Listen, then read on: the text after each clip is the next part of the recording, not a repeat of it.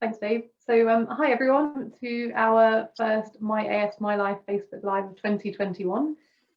This has come around very quickly. So my name is Zoe Clark, I'm Self-Management Programme Officer, and I'm delighted to be joined today by Dave Smithson, who is Operations Director from Anxiety UK. Hi Dave, thank you for joining.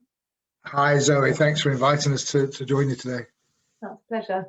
It's a little while since we actually organised this talk, and I think we knew it would be very relevant anyway for people both with Axial SpA but also during the current climate. But I think yeah, this new year is probably even more relevant than we'd expected.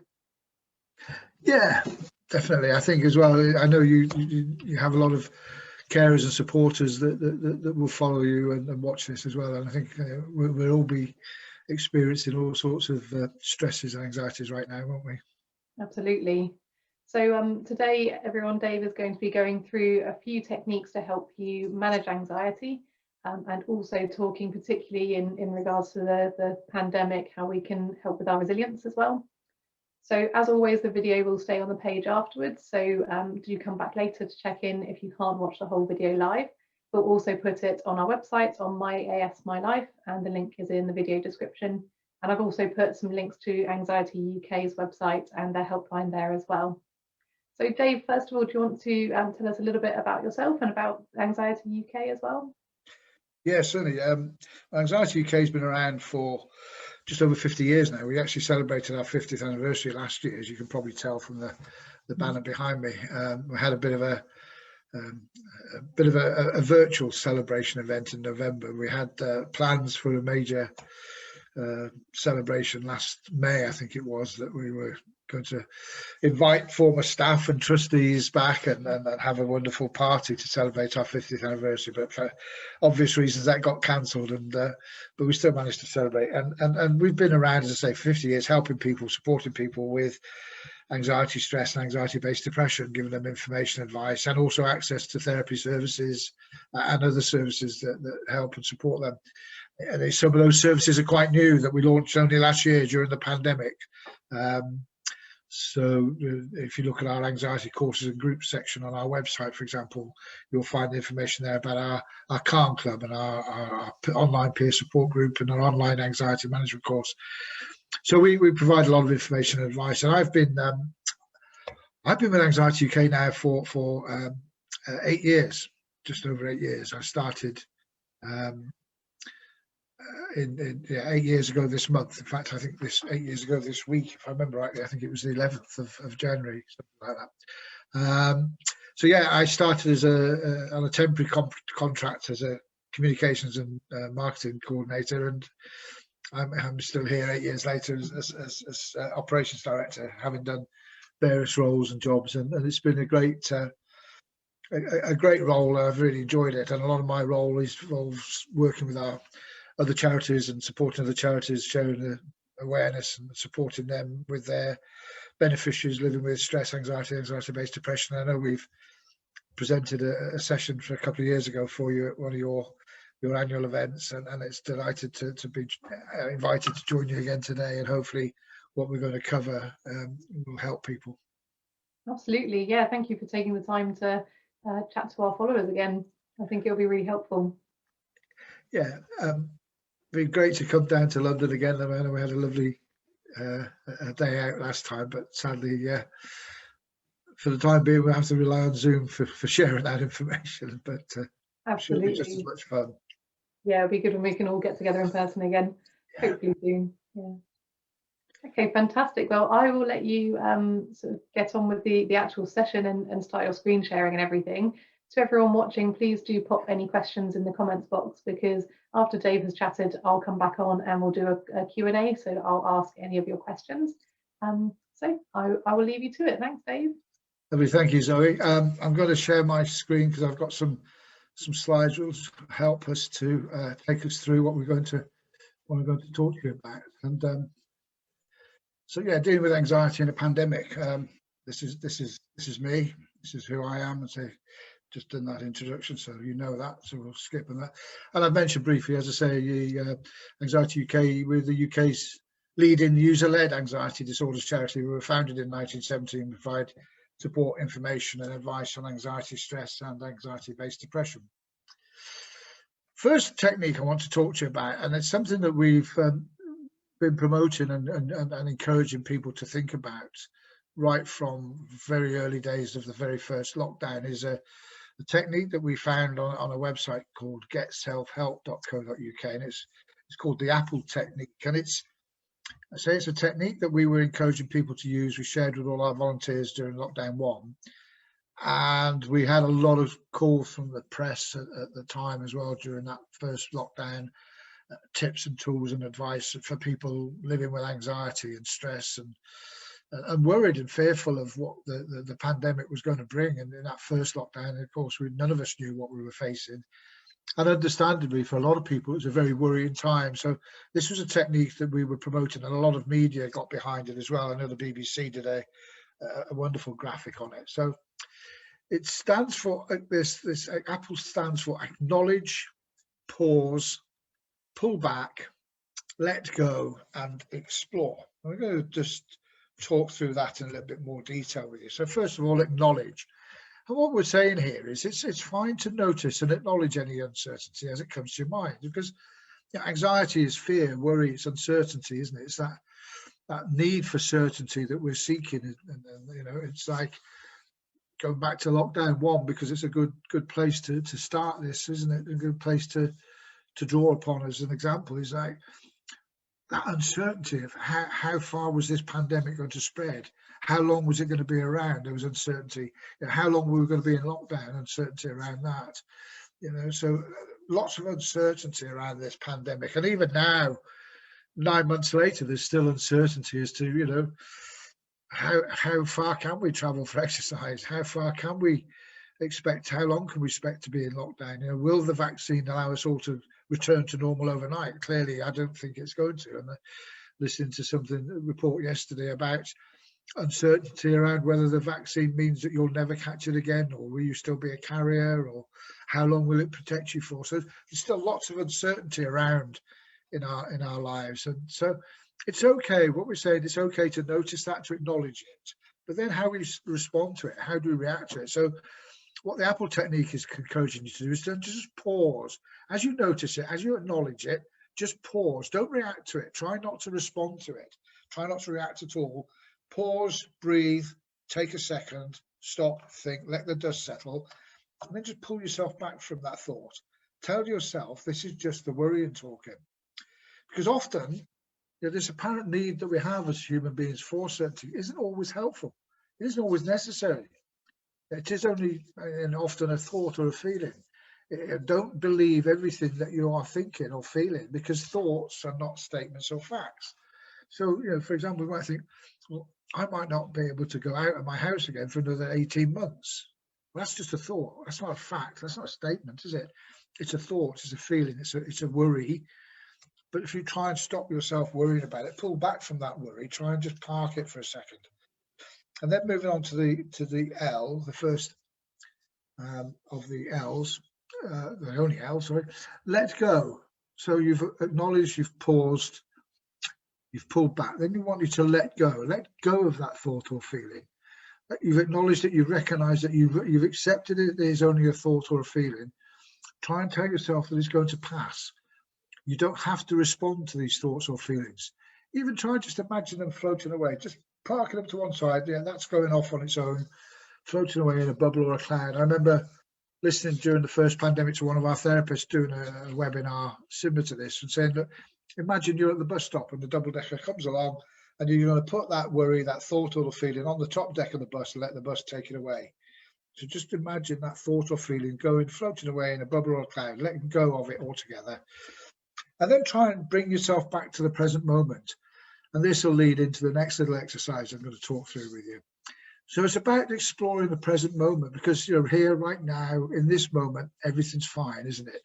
You know, that thought or worry, that feeling of how long am I going to be in this lockdown for, using that as an example, but does it matter? Let it float away, because right here, right now, we are where we are. Try then notice and focusing on the here and now, noticing your breathing. Try and focus on something else as you've put that thought on that bubble or cloud and got rid of it. And think of your breathing, notice the breathing, feel the sensations of that breathing. Try and notice the ground beneath you. Try just sit up straight and put your feet flat on the floor. Feel the floor beneath your feet, on your toes and your heels, so your feet are flat on the ground. And just think about it, notice it. Then look around and notice what you can see around you, what you can hear, what you can touch, what you can smell. Right here in this moment, right now, looking around, what can you notice and see and hear, touch and smell? Then you're shifting your focus and your attention to something else, or something else you need to do. Maybe what you were doing before you noticed the worry, or do something else, something mindfully with all your full attention. So you sat there, you've had this worry, you've acknowledged it, you've paused, you've pulled back, you let it go, and now we're going to focus on something else that's going to get you back onto the here and now. So that's the Apple technique in brief. I know we're going to circulate some, if we haven't already, a booklet with some of these tips and advice in for you via Zoe, so you'll be able to read these again. So similar to that sort of last little bit of exploring, when we were talking about exploring the here and now, another technique you might want to consider is it's a grounding technique. There's the 5 senses exercise. It's very similar to what we were just doing. So sight, think about what you can see. Find 5 things that you can see around you. And as an example, I'm going to say, right, I can see, I've got my iPad on the table next to my computer, so I can watch what's happening here. If I look out the window, I'm very fortunate. I've got my bird feeder right outside the window, and I can see the birds coming and going, and that's really helpful for me, actually, to sometimes just to spend 5 minutes at the window just to let my mind clear my mind and focus on something else. I can see the birds. I can see some flowers in the kitchen that have just arrived about half an hour ago. I can see the kettle's waiting for me to turn it on when this is over, and I can see my cup of tea is going to need refreshing. So that's 5 things I can see. 4 things I can hear. Well, I can hear the sound of the birds outside. I can hear the sound of my neighbour's tractor in the field behind me, because I live in quite a rural area. I can't hear a lot more at the moment because everything's turned down quiet, so because we're on a webinar, but you get the understanding of what I'm saying. So 4 things you can hear. And 3 things you can touch. Well, I can find my mouse, my computer, find my cup of tea. There, that's got my cup of tea. I've got my laptop. I've got my hand cream. So 3 things I can touch quite comfortably around me. 2 things I can smell. Well, I can smell those beautiful flowers that arrived half an hour ago in the kitchen there. That's really nice. And I can smell my crisps that were on the table when I had for lunch. I can still smell them, that smell hanging around in the air. And then taste. Find 1 thing that I can taste. Well, again, I'm back to my cup of tea. Got a bit cold now, but we'll get a fresh one after this is over. So grounding techniques, 5 senses exercise. Sight, hear, touch, smell, taste. 5 things you can see. 4 things you can hear. 3 things you can touch. 2 things you can smell. 1 thing you can taste. Something that will take your mind away and distract you a little bit as well. So that's a good grounding technique to consider using. I've been doing quite a lot of interviews over the last 2 or 3 days on the media, through the media, around the vaccinations program and the COVID vaccinations. But obviously, one of the things that they've latched onto in the press is that a lot of people will be afraid of needles and injections. So there is needle phobia, injection phobia is a thing. It's about between 3 and 10% of the country will live with some kind of phobia around needles or injections. So we're doing a lot of interviews around that, and these distraction techniques and grounding techniques are really good to help you if you've gone in for an injection and you've got worries there about you've got a phobia around needles, and that's something else you can use this for. So distraction techniques then, another distraction techniques that you can use, which again we've been talking a lot to the media about these kind of things over the last couple of days. So just focusing on the world around you can help distract you from some of your anxious thoughts. There's lots of things, as you probably noticed just now when I was doing the grounding techniques exercises. There's lots of things around me that I can see and hear and touch. But other things, counting the number of bricks on a wall or the number of ceiling tiles above you, particularly if you're in a public area. A lot of the vaccination centres are being set up in gymnasiums or old buildings and places like that, there might be, you know, a plain wall that you can count the number of bricks on or whatever. If you're in your clinic or surgery at your GPs, you know, there might be notices on the board that you can read to distract you. It's something that's going to take your mind off the immediate thing you're worrying about. Naming as many words as possible, beginning with the starting letter of your name. So for me, you know, how many words I can think of starting with the letter D. So this is when you get that sudden fear or that sudden worry flashes up on you, and you'll suddenly find yourself in that feeling a bit anxious, feeling a bit panicky. Try and distract yourself and focus on something else to bring you back to that here and now. Maybe count passing cars or people, depending where you are. Something else to consider as a distraction technique. Counting backwards from 100. That's actually something I use a lot. Excuse me. I can use that quite a lot in the evening when I'm in bed and I can't get to sleep. Sometimes I'm lying in bed and tossing and turning and can't relax. I'll start counting backwards from 100. And actually, more often than not, I will drop off to sleep before I've got to 1. So normally somewhere around between the 30s and 40s, I can remember counting, and then next minute, gone. Great, it does work. So another distraction technique when your mind's racing and worrying about things, counting backwards from 100. So those are just a few distraction techniques, some grounding exercises that you can try. As I say, all of these are going to be in a little booklet that I'm going to circulate to Zoe afterwards, and make sure that you've got it. Also, have a look on our website. There are some free resources there that you can download. If you go to our shop and then look for the section on free resources, there's lots of information there. We also, and I'm going to be finishing off this afternoon, another booklet specifically aimed at these kind of tips and these kind of advice for people during the current lockdown. So it's specifically aimed at helping you get through the lockdown, but it's good advice and good tips and techniques that you can use, tools that you can use if you're feeling anxious, you're feeling stressed at any time. And hopefully that's going to be available in the next 24 hours. We're going to finish that off, and I'll send a copy of that to Zoe to circulate to you all as well.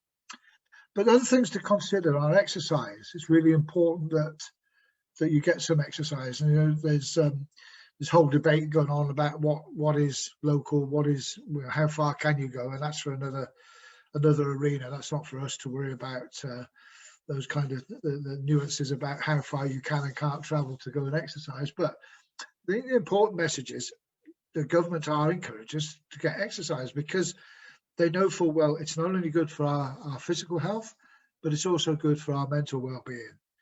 So exercise is really important for your well-being. So try and get some exercise. Get outside in the fresh air as often as much as you can, where you can.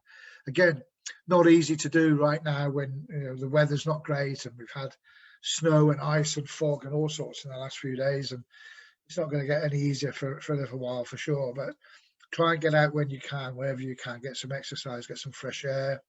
Get out if you are able to. If you are lucky, like I am, to live out in the countryside, in the rural area, enjoy the wildlife, because that's been fantastic during this whole period of the pandemic. The birds and the other wildlife that's out there is amazing. So try and make the most of that where you can. Also think about what you're eating. Diet is important as well. So again, if you're at high levels of anxiety, you're feeling particularly anxious, be careful about eating the wrong foods. We've got a nutrition anxiety booklet that again is one of the free resources you can download at the moment from our website. A whole booklet about guidance about the kind of foods to avoid and the kind of foods that you should eat to help your mental well-being. So that's something else to check out. Hobbies, pastimes, something, doing something creative. That's another way to help manage your anxiety. So finding some kind of a hobby, some kind of a distraction in doing something like some knitting or sewing, some kind of needlework, baking, cooking. I mean, a lot of people, we all got into banana bread and all the rest of it during the first lockdown. And but there's something to be said for cooking and baking. I've done it for a number of years, and I still cook and bake a lot. I still say I find it very, very relaxing, bizarrely. I mean, often I'll get to the end of the day and think, oh, I've got to go and get tea ready now, because I won't microwave meals just don't exist in our house. So I will go and buy fresh veg, fresh fruits, or fresh meat, excuse me, and make a fresh meal every day, which means 15-20 minutes prep before I put it all on to do whatever it's going to do. But actually that 15-20 minutes prep time, although some nights I think, oh, I wish I didn't have to do this, I don't feel like it tonight. Once I start getting on the chopping board and chopping things up, I very quickly forget all those things that are going on in my mind, because you can't do anything but focus on what you're doing. If you don't, you're going to start chopping fingers off. So, you've got to focus and be careful and totally mindful about what you're doing in that moment. So it's a really good example of how mindfulness, focus on the here and now can help you forget other things that are worrying you. So those kind of hobbies and crafts and whatever. Yoga, again, is also good for you. So there's some exercises, some diet, some things to think about there. And the other thing to consider is sleep. Excuse me again. We know that sleep is really important to help manage your well-being, and mental well-being in particular. So we're working with a company at the moment looking to introduce some new sleep support products, maybe in the course of the coming year.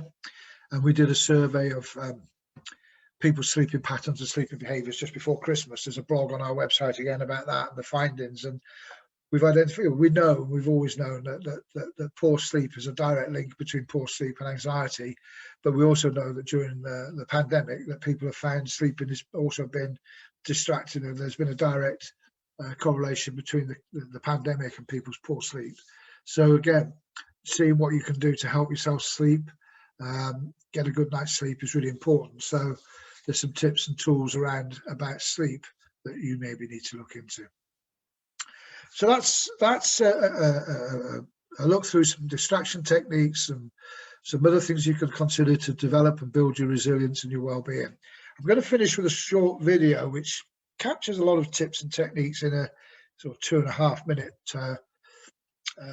video, which will summarize some of what we've said and some other things that we haven't talked about so far, but hopefully this will give you some clues.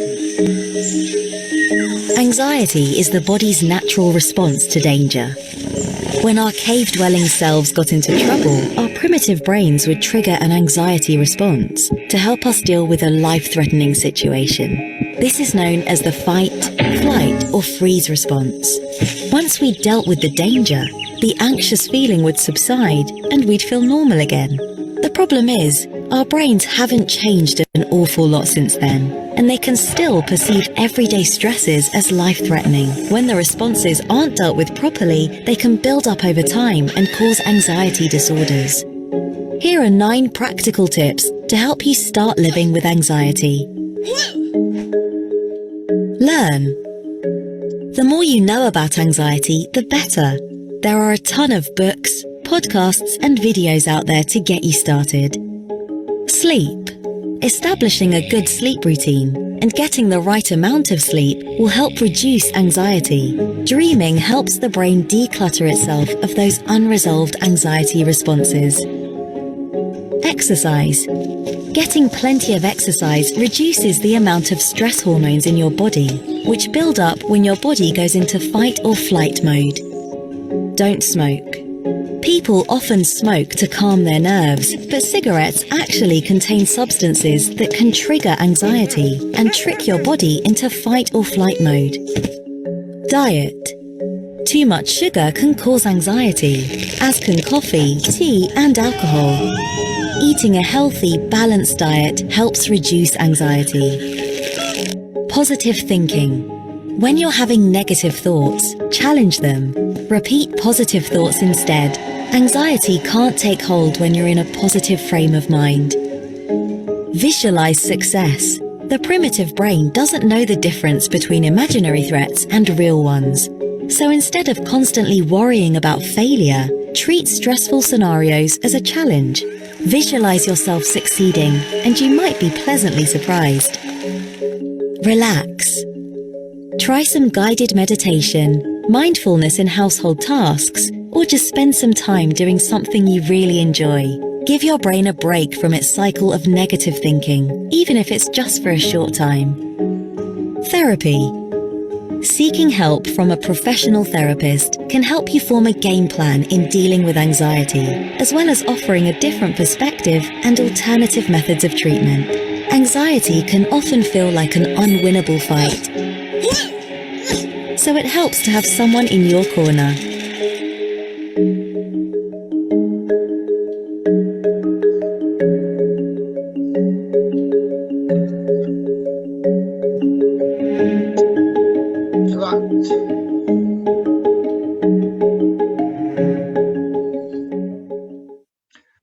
That short video summarised quite succinctly for us the simple tips and things you can do, 9 practical tips for dealing with anxiety, some of which we'd already covered, of course.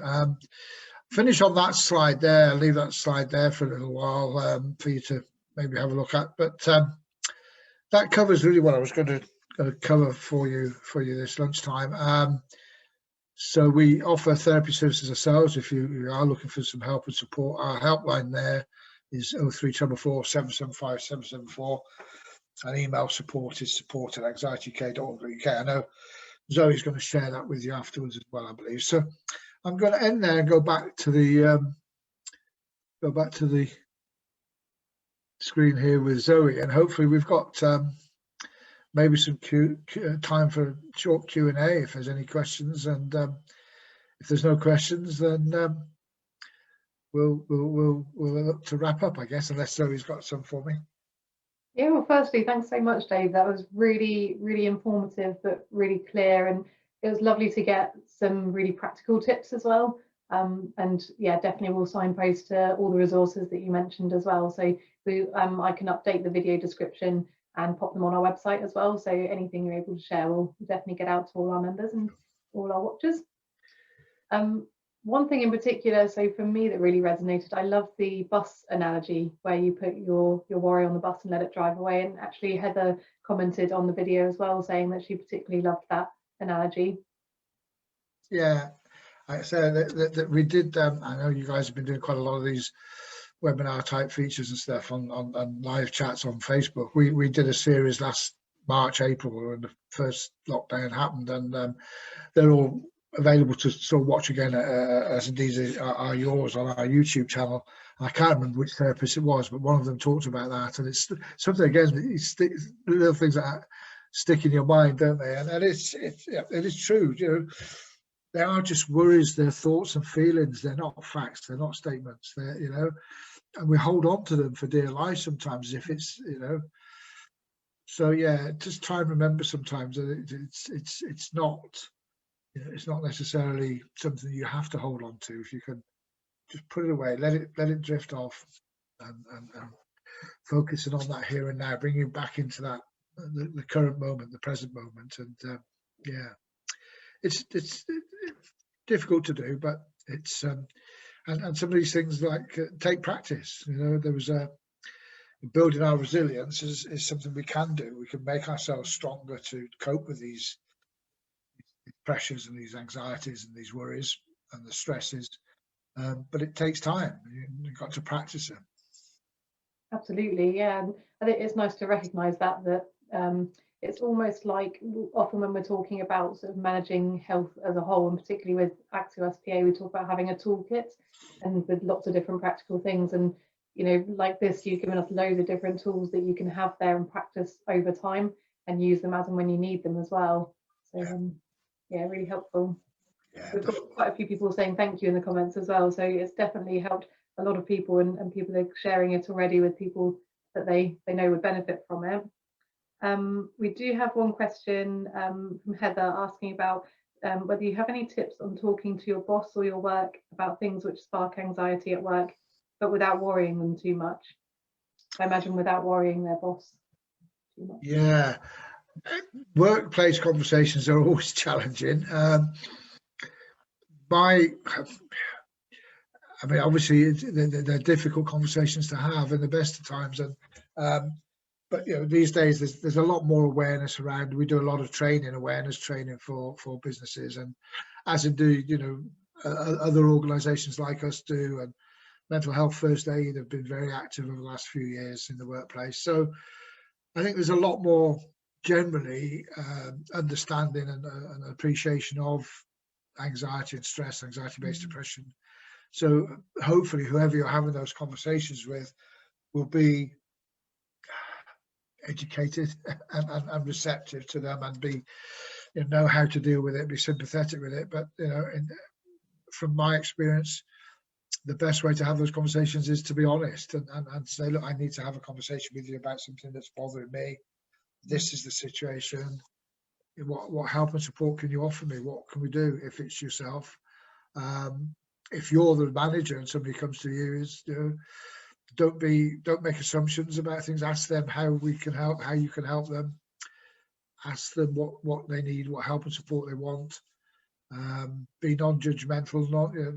That's one of the reasons people often worry about reaching out and talking to somebody and asking for that help and support, is that they're going to be judged, and it's going to make them, somebody's going to look at them differently. And if you can reassure them that it makes no difference to how you see them and how you feel about them, and that you will behave and your own behaviours are non-judgmental, that will encourage them to be free, open up and be free and open with the conversation that they want to have with you. That's really helpful, thank you.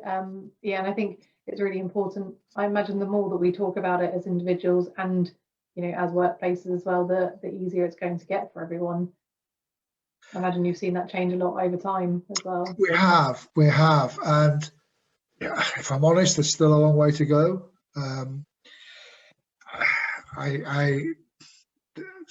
There's a lot more understanding and recognition that we have to be mindful of it. I mean, the amount of lost working days through sickness and ill health to stress and anxiety is huge. It's more than 50% of sick days are lost due to just mental ill health.